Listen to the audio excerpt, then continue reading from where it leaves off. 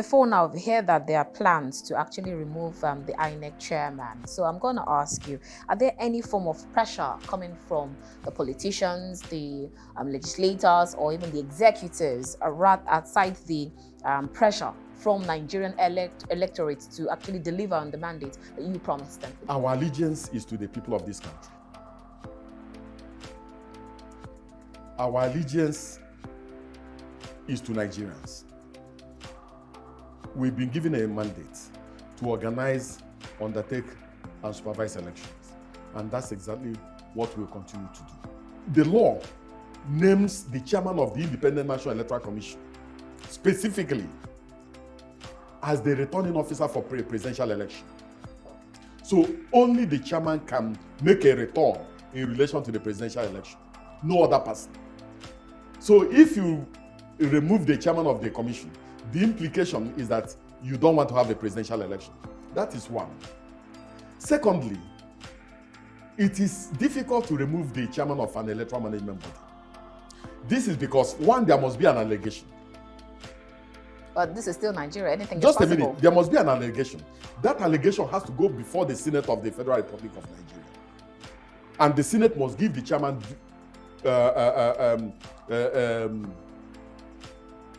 he must be heard.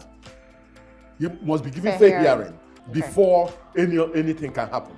And we have just a few months to the 2023 general election. So whether some people want him out, whether some people want him to remain, is neither here nor there. Whether there were pressures, we are not aware. Whether some people want to remove him, we don't even want to know. What we are doing is that Nigerians have given us a job, and that is the job we are doing, and we are going to do it well.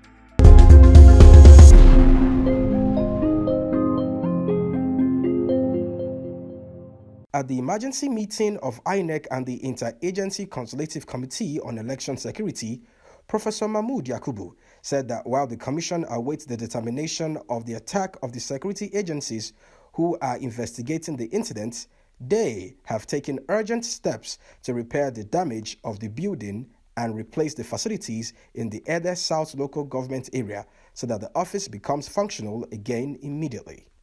He reassured Nigerians of its unwavering commitment towards delivering credible elections in spite of the challenges.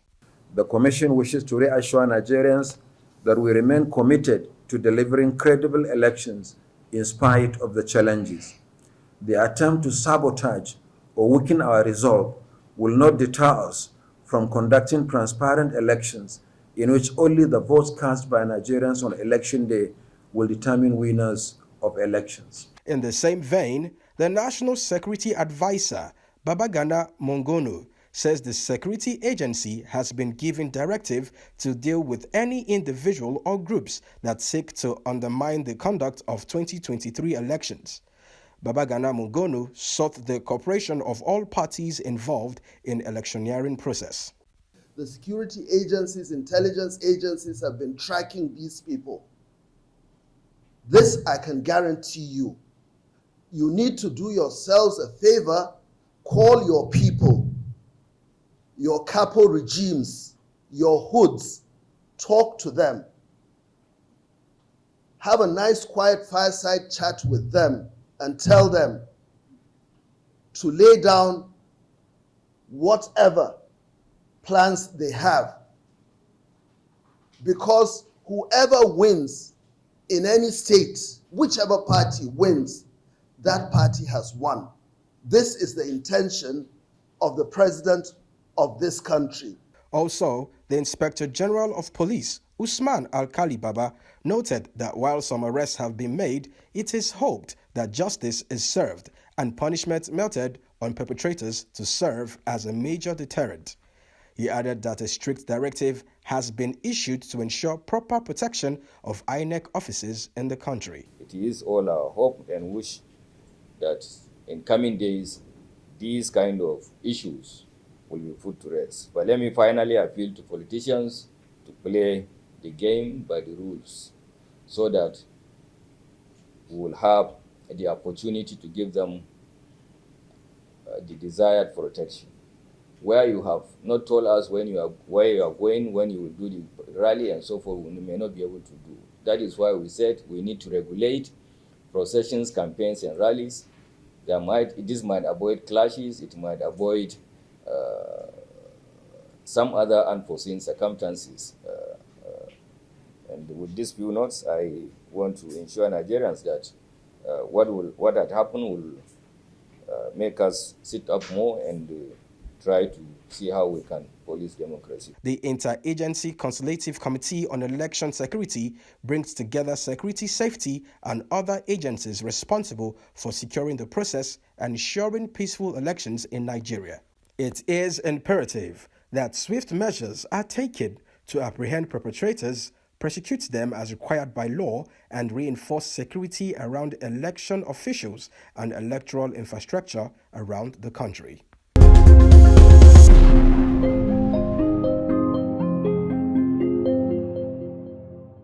Welcome back. If you just joined us, this is The Conversation. We're reaching you from Kaftan's Television here in the nation's capital, Abuja.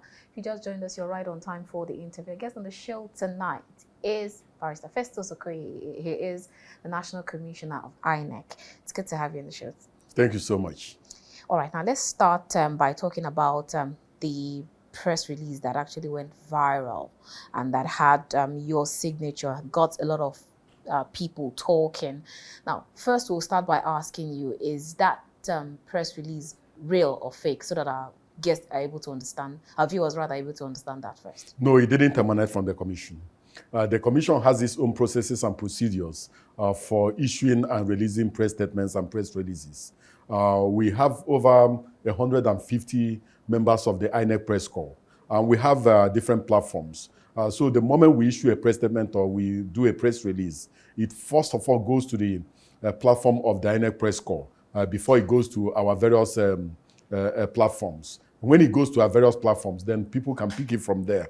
But this particular statement, we don't know where it came from. We don't know who issued it. It was just simply fake. Yeah. So how come it had your signature to it? Well, I don't know. You know, my signature is out there in the public domain, and the letterhead of the commission is out there in the public domain. And there are people who are technologically savvy. It's possible that they cropped a few things and then imposed something on it. But they are the only ones who are going to say how they manipulated the system. But technology is very versatile, and people can do so much with technology. So I think that those who did it engaged in some level of manipulation of the technological device, and then they got what they wanted to get. Now, I've heard you say that it's just the handiwork of mischief makers. So does this mischief maker, does he have to do anything to do with the INEC staff? Because like they say, the ant that eats the vegetable is inside the vegetable. Well, we really don't know, and we don't even want to know. All we know is that what was out there in the public domain is fake.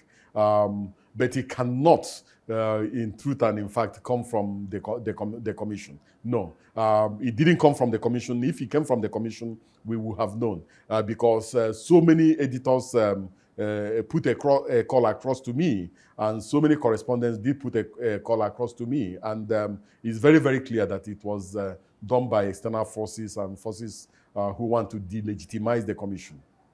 So what is going to happen to it, even if it's fake, according to you? Are you going to do conduct any form of due diligence or investigation with regards to that press release? Because it has actually got a lot of people talking, especially with the electorates. They are wondering if the electoral umpire will definitely deliver on the mandate of free, fair, transparent elections like they promised. Well, we have issued a rebuttal. We've done a disclaimer, which is also there out there in the public domain. And it's very clear to us that so many Nigerians understand the way the commission writes, understand the tone and the tenor of press statements emanating from the commission. And so many of them, even without the rebuttal, we are confident, we are sure that what was put out there did not come from the commission. We are not dampened in any way.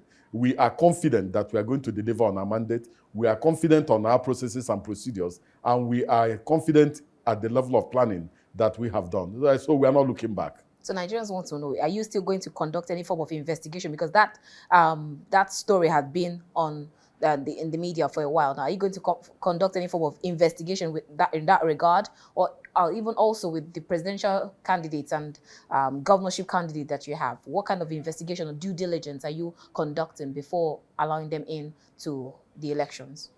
We have stated our position. We've issued a rebuttal, and we are moving on. In relation to the presidential candidates, the timetable and schedule of activities of the commission is out there in the public domain. Political parties have finished their party primaries. They have nominated their candidates. The commission has issued and released the final list of candidates standing nominated. So any individual, any group or organization that has any issue with any of the presidential candidates knows what to do. And but the commission, as far as we are concerned, our task is to organize, undertake, and supervise election, and that's exactly what we will continue to do. Let me read a particular quote from a social media message from someone. He said that probably the electoral umpire decided to pull that down and said that it's fake because they are scared of someone or something. I'd like you to respond to that. No. It's next to impossibility. This commission does its own due diligence before issuing a press statement. The press statement doesn't just emanate anyhow. Before the commission takes a position on any issue, that particular issue must be discussed by the national commissioners in a meeting, and then thereafter, a press release, a draft has to be put up, and that draft goes through processes and procedures, goes through a process of due diligence before it is put out there in the public. Because whatever goes to the public, the commission must own it. It becomes the position of the commission. So there's no way that particular press statement will go out without national commissioners knowing that such a statement is going out, without the chairman knowing that such a statement is going out, and without the chief press secretary to the chairman, who incidentally controls some of our social media handles, being aware that such a statement has been authorized and that such a statement will go out. It's next to impossibility. So there's nothing to be scared of. This commission is made up of conscientious men and women, and we are courageous people, and we are doing the work the Nigerian people have asked us to do.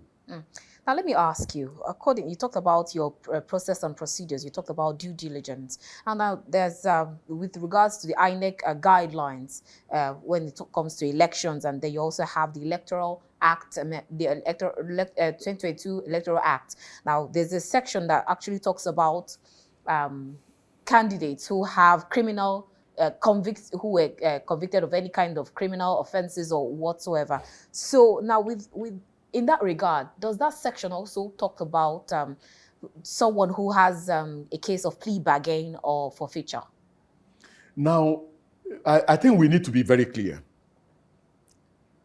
The Constitution of the Federal Republic of Nigeria is the fundamental law of the land. And the fundamental law of the land has set out a threshold, qualifications, which a candidate must meet to be qualified to contest election. One, for you to be a president of the Federal Republic of Nigeria, you must be a Nigerian by birth.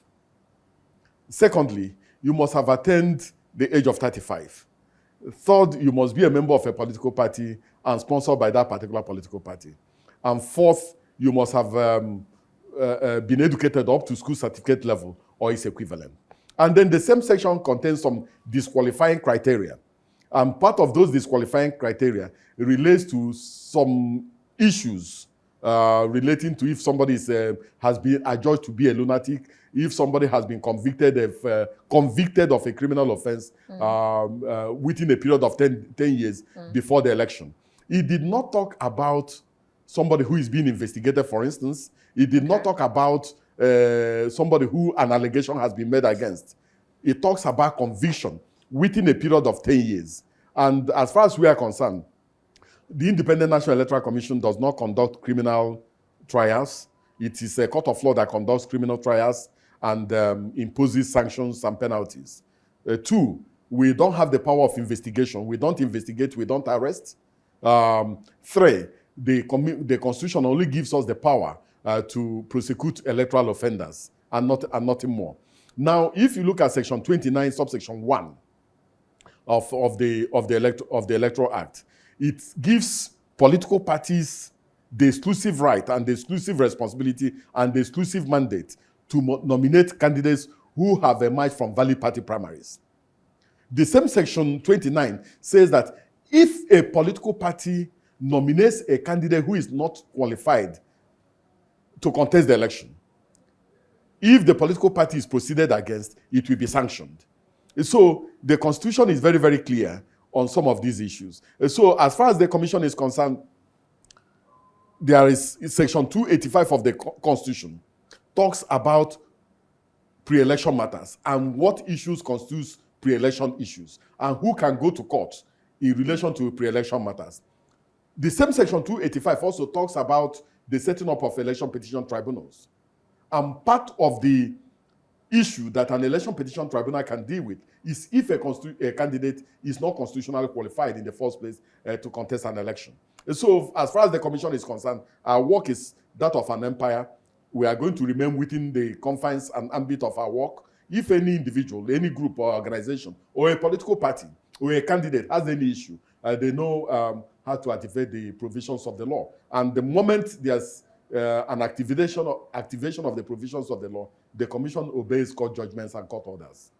So if the electoral umpire, like you talked about the criminal conviction, that has to be like within 10 years. So if you have someone who has a presidential, either a presidential or governorship candidate who has such case, does the electoral umpire have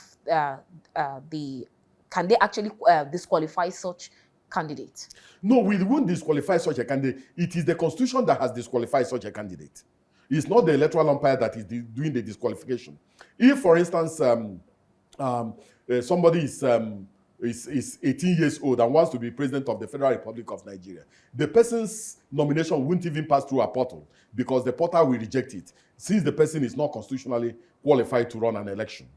Secondly, if, for instance, somebody files a nomination, or a political party files the nomination of a candidate, and in the nomination form, the candidate says, "Oh, I'm Indian, I'm not a Nigerian by birth." What it means is that it is the Constitution that has disqualified the individual, not the Commission. And so the Commission will not publish the name and personal particulars of that particular individual. And so we are not talking about disqualification here. The Constitution is very, very clear on the threshold that you must meet before you can become a candidate, and we will just remain on that. All right, so now you have a lot of people who have actually, like the presidential candidate of the All Progressive Congress, who have decided that they are going to press charges with regards to defamation of character. And now you're talking about how mischief makers have tampered with the electoral umpire's name. So now, is the electoral umpire going to prosecute or press charges? Because you said you don't investigate or even press charges. So are you thinking of doing anything to such people? We don't know who has done this. As far as the Commission is concerned, we did not issue that press statement. we have issued a rebuttal, and we have moved on. Oh, you moved on. Yeah, we've moved on. So what if it happens again? How do you treat it? You see, we are in a charged election period. And there are all sorts of mischief makers out there who want to delegitimize the commission. What we have decided is that, one, we are going to move on courageously and prosecute the 2023 general election. Two, that this particular election will be an election propelled by technology, and that we are going to make sure that our technological innovations perform optimally. And three, that we are going to also make sure that we upload polling unit level results to our INEC Resolve Viewing portal to make sure that what emanates from the polling unit and what goes to our collation centers are the true reflection of the votes of the people. So we have decided that we are going to pursue this course of action, give Nigerians a very good election, and then any other thing can come thereafter. There's nothing we can really do in relation to mischief makers. We are not going to allow them to distract us. We are completely focused on delivering on the 2023 general election, and we are completely focused on planning this election. And so nobody will distract us. They can continue with their mischief. Incidentally, it was very clear to us that the Nigerian people saw through this mischief, saw through it that some people are trying to distract the commission, and decided to disregard it. Now, let me ask you, there have, before now, we hear that there are plans to actually remove the INEC chairman. So I'm going to ask you, are there any form of pressure coming from the politicians, the legislators, or even the executives, outside the pressure from Nigerian electorates to actually deliver on the mandate that you promised them? Is there any pressure, political pressure coming to the electoral umpire? Our allegiance is to the people of this country. Our allegiance is to Nigerians. We've been given a mandate to organize, undertake, and supervise elections. And that's exactly what we'll continue to do. As at the time some of these rumors were flying up and down, the chairman and I were outside the shores of this country, trying to make sure that we get as much as possible for persons living with disability so that we can integrate them into the electoral process. We are canvassing for more magnifying glasses for people living with albinism. We are canvassing for more assistive devices for other categories of persons with disability. So nobody can distract us. The process of removing the chairman of an electoral management body is a very, very tedious process. This is because if you look at the law names the chairman of the Independent National Electoral Commission specifically as the returning officer for a presidential election. So only the chairman can make a return in relation to the presidential election, no other person. So if you remove the chairman of the commission, the implication is that you don't want to have a presidential election. That is one. Secondly, it is difficult to remove the chairman of an electoral management body. This is because, one, there must be an allegation.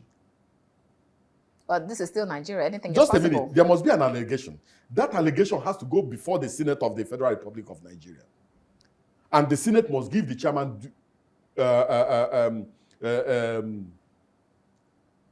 he must be heard. He must be given fair hearing before anything can happen. And we have just a few months to the 2023 general election. So whether some people want him out, whether some people want him to remain, is neither here nor there. Whether there were pressures, we are not aware. Whether some people want to remove him, we don't even want to know. What we are doing is that Nigerians have given us a job, and that is the job we are doing, and we are going to do it well. All right, let's divert a little bit and talk about some elections, especially state elections. We understand that recently there have been few cancelled primaries, especially in Ogun State and in Zamfara State. So what does this actually portray for the elections? Does this mean that the state will not be able to field their candidates during the elections? If you look at Section 29 and Section 84 of the Electoral Act, it gives candidates and aspirants who participated in party primaries the right and the leeway to challenge such primaries before the Federal High Court. Section 29 also gives people the mandate to approach the Federal High Court in relation to nomination of candidates. So if a political party has not conducted primaries that are clean and have not nominated candidates validly, any aspirant or any candidate has the right to approach the Federal High Court in relation to that. Now, the case can go up to the Supreme Court. By Section 285 of the Constitution, the Federal High Court has a period of 180 days within which to determine the matter. And then if it goes to on appeal, the Court of Appeal and the Supreme Court have 60 days each to make a determination in relation to such matters. Whatever it is, the Commission obeys the judgments and orders of properly constituted courts of law. So if a court of law directs us to remove the names or name of any candidates, we will definitely remove them from the docket. And if the court makes a determination that such a political party will not field candidates in the election, definitely that political party will not field candidates in that particular election. So under Section 287 of the Constitution, it is our responsibility to give effect to judgments and orders from courts of law. So since this has actually been rolled out from a court of competent jurisdiction, does this actually mean that there will be no governorship election in both states? No, what it means is that there won't be a particular political party will not participate in that particular governorship election. So even if their logo is on the ballot on election day, whatever votes they get on election day are what we call wasted votes and will not be counted during the election. All right. All right. So now saying that, still on that same case with regards to where you just landed. Now, talking about the Ogun State and the Zamfara State primaries. Now, it actually means that at first, the electoral umpire was there to conduct the primaries. So what exactly happened if they were there to supervise the primaries? And then how come INEC was able to accept the results from the primaries and then all of a sudden it's null and void? No, constitutionally and legally, the conduct of primaries still remains within the domestic realm of the different political parties. It is the parties that are supposed to get their own venue, set up their own agenda, make their own security arrangements, do their own invitations in accordance with their own constitution. What the law mandates the commission to do is to monitor the conduct of those primaries.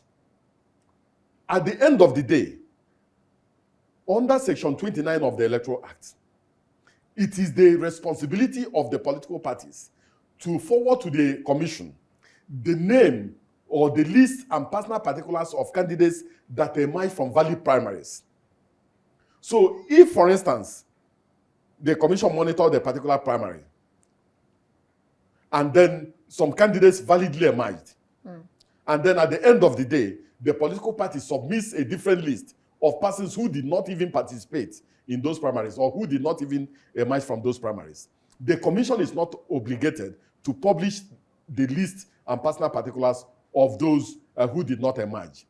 But the law has also not given the commission the power to, on its own, impute the name of any individual into the portal, because the portal of the commission is designed in such a way that the national chairman of each political party is given an access code into our INEC nomination portal, and they are the ones who can make nomination. The commission does not nominate. They are only the ones who can make nomination. The commission will only accept if a court of law says accept. So we expect political parties to do the right thing. We expect political parties to have the democratic spirit and conform to internal party dynamics in their various political parties. Conforming to internal dynamics. We'll definitely come back to where you just landed. Let's go on a quick break, and when we return, the conversation continues with Barrister Festus Okoye. I'll see you shortly.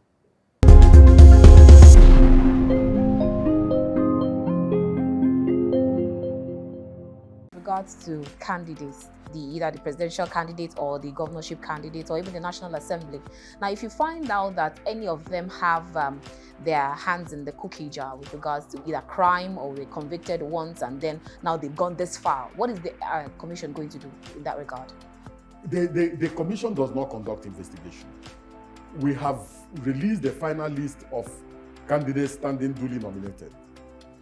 So the only way somebody will go off that particular list is through a process of a court process. So who instigates the court process? It is the candidates, it's the political parties that can initiate a court process. The commission will not on its own go and initiate a court process because our remit is to organize, undertake, and supervise elections. So if any other political party decide not to initiate, it stays that way? Definitely, yes. All right.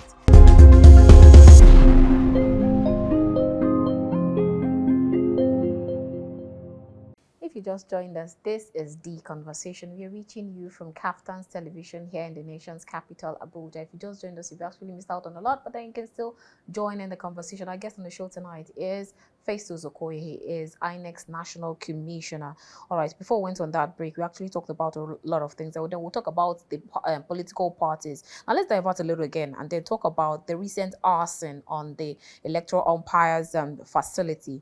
Just where you thought that what happened few days, weeks, months ago, and then we've actually moved on and then forgotten about that, and then you still have another one happening again, just 98 days to the general election. So I'm going to ask you a tripartite question, and I'd like you to unbundle them in one breath. Now, the first is, what is the electoral umpire doing it with regards to turning this tide? And then next is, we've gotten reports saying that about, okay, I'll take it from here. It says about 65,699 uncollected PVCs were reported to have been in that same office. You have 904 ballot boxes, 29 voting cubicles, 8 electric power generators, and 57 election bags, amongst other items, were reportedly burnt. Now, first is, we'd like you to confirm this report that we got. And then secondly is, what is the electoral umpire doing with regards to stemming this kind of tide so that we don't see things like this happening again? And thirdly, what will INEC do with regards to 68,699 PVCs that were not collected but they were burnt? In relation to the PVCs that were burnt, we have harvested the voter identification number of all those PVCs, and we are going to reprint the PVCs for the owners and then get the owners of those PVCs to come and collect them. So it doesn't affect anything? It will not affect anything. Okay. Secondly, it is true that our office in Ede South local government area of Osun State was burnt, and our office in Abeokuta South local government of Ogun State was also burnt. But we recorded extensive damage in the Abeokuta South local government office of the commission. Now, prior to this particular period, we've recorded over 45 attacks of various colorations in our state and local government offices. But we didn't know that these attacks will continue. So what we have done was that the chairman convened a meeting of the Interagency Consultative Committee on Election Security, and the National Security Advisor attended the meeting. The Inspector General of Police also attended the meeting, and then the various security chiefs attended the meeting.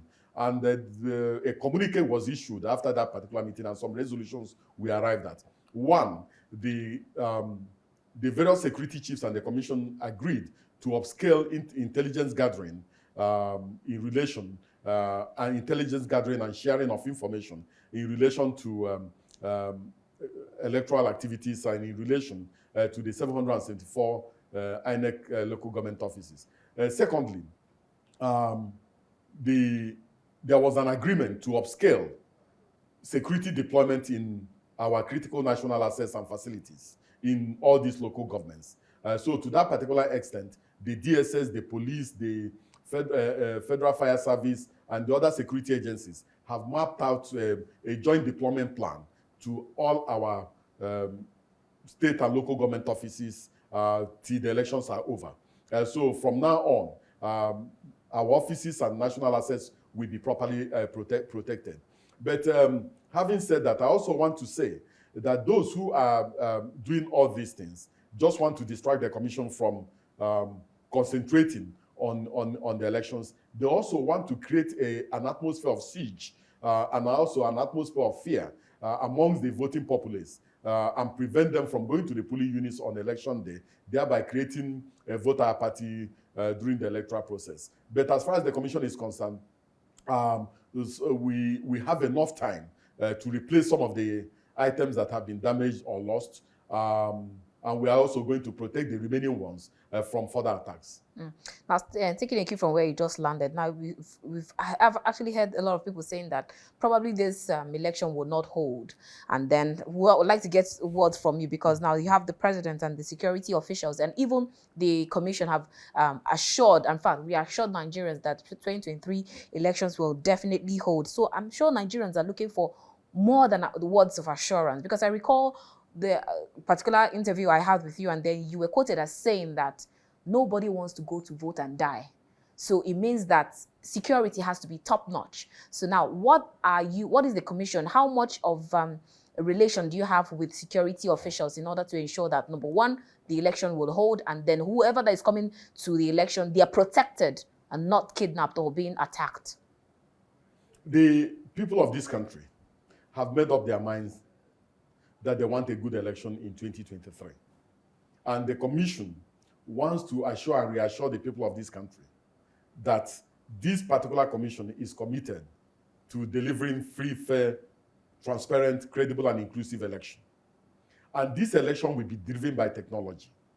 And this particular election will also have the type of protection that any critical election ought to have. We are working collaboratively and in partnership with the different security agencies to make sure that the security threats we have in different parts of the country will be completely degraded before the 2023 general election. We're also making sure that all Nigerians who are desirous of voting, and I'm sure so many Nigerians want to vote, are protected on election day. There is no alternative to the election. This is because Section 132 and Section 178 of the Constitution of the Federal Republic of Nigeria has completely circumscribed the period within which the country and the nation must conduct and deliver on the 2023 general election. If we do not deliver, if we fall outside this constitutional timeline or constitutional threshold, there is no alternative to what will be done other than for the president to declare a state of emergency. And nobody wants a state of emergency in this country. So, and we do not also want to create a constitutional crisis for this country. So we are moving forward courageously and majestically towards 2023. And this commission is committed to giving Nigerians a very good election. So any individual that thinks that he or she can delegitimize the commission, distract the commission, or do anything that will make the elections not to hold is only daydreaming. This election we hold, and Nigerians will go to the poll on the days and times designated by the commission. Now, so with regards to what you just said, well, and then you still have political parties and candidates who have signed the peace accord, then you should expect that they should be able to talk to their members or their group. But then you still see this pocket of violence here and there. So what is the electoral umpire actually doing in terms of educating these people to actually stick to what they signed during the peace accord? Well, since the signing of the peace accord, the country has recorded over 50 incidents of politically motivated violence.